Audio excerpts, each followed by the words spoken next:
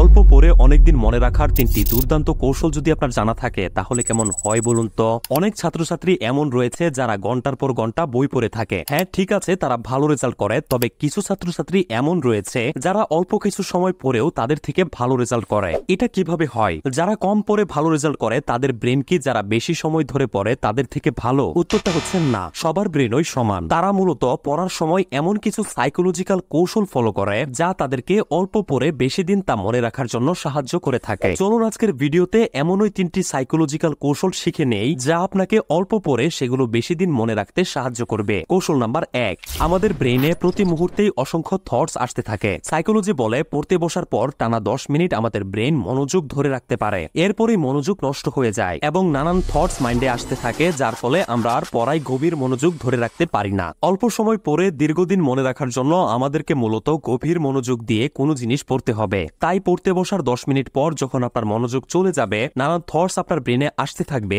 তখন শান্ত হয়ে বসুন, চোখ বন্ধ করুন, নাক দিয়ে 4 সেকেন্ড ধরে গভীর নিঃশ্বাস নিন এবং মুখ দিয়ে 6 সেকেন্ড পর্যন্ত নিঃশ্বাস ছাড়ুন। এভাবে 5 বার করুন এবং আবার পড়তে শুরু করুন। দেখবেন আপনি আগের থেকে বেশি মনোযোগ দিতে পারছেন। এটি একটি হেল্পফুল ইউনিক মেথড যা আপনার ব্রেনকে শান্ত করে, ব্রেনে আসা থটস গুলো দূর করে এবং পড়ালেখা বা কোনো কাজে ফোকাস করতে ম্যাজিকের মতো হেল্প করে। কৌশল নাম্বার 2, আপনি ঘন্টার পর ঘন্টা না পড়ে ডিসিপ্লিনের সাথে অল্প সময় পড়ুন। যেমন মনে করুন প্রতিদিন আপনি দিনে 3 ঘন্টা করে বই পড়ে থাকেন। এখন এই 3 ঘন্টা একটানা না পড়ে 3 বেলা 1 ঘন্টা করে পড়ুন। সকালে 1 ঘন্টা, বিকালে 1 ঘন্টা এবং রাতে 1 ঘন্টা। দিনে একবার একটানা 3 মাইল হাঁটার পরিবর্তে সেটাকে 3 ভাগে ভাগ করে প্রতিবার 1 মাইল করে হাঁটা শরীরের পক্ষে বেশি লাভজনক। ঠিক এরকমই টানা 3 ঘন্টা এক নাগারে পড়ার থেকে সেটাকে 3 পার্টে ভাগ করে 1 ঘন্টা করে পড়া বেশি উপকারী। এটাকে স্পেসিং এফেক্ট বা ডিস্ট্রিবিউটেড লার্নিং বলা হয়। সায়েন্টিফিকলি এটা প্রমাণ হয় যে মনে রাখার ব্যাপারে ডিস্ট্রিবিউটেড লার্নিং আপনার পারফরম্যান্স 46% বাড়াতে পারে। এর কারণ হলো যখন আপনি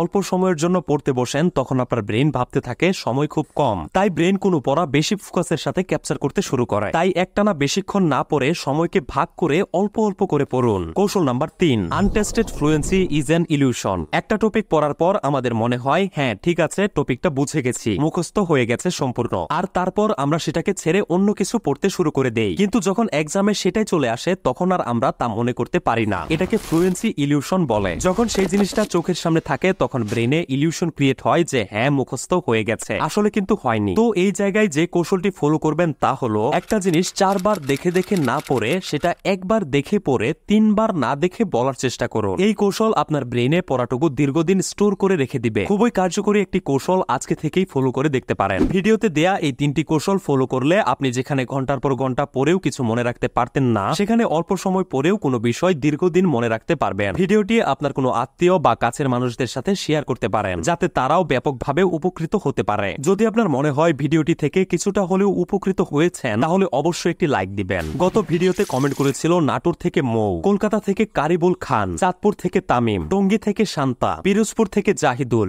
লক্ষ্মীপুর থেকে রকি সহ আরো অনেকে। আপনি কোন জেলা থেকে দেখছেন এই ভিডিওতে কমেন্ট করে জানান। এরকম প্রয়োজনীয় ভিডিওগুলো মিস না করতে অবশ্যই পেজটি ফলো করে রাখুন। অনেক অনেক ধন্যবাদ।